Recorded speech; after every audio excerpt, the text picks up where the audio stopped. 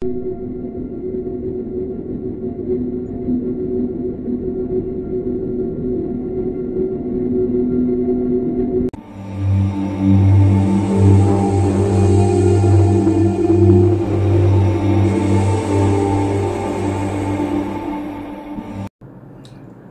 मैं एक सफल व्यापारी हूँ।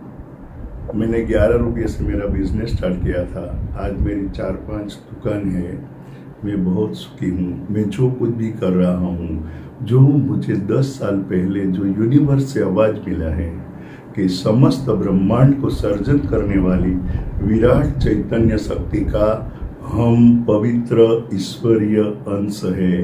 विराट चैतन्य ने हमें इस पृथ्वी को, हमारे जीवन को और दूसरे के जीवन को और ज्यादा सुंदर बनाने के लिए हमें मेहमान बनाकर बुलाया है।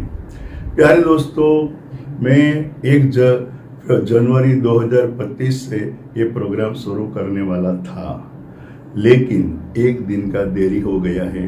तो जो यूनिवर्स चाहता है वही होता है।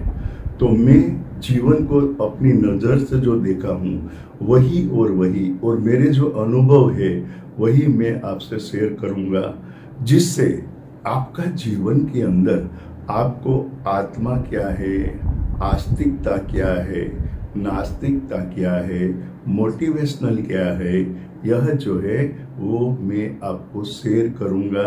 यदि आपको अच्छा लगे तो आप उसका स्वीकार करना।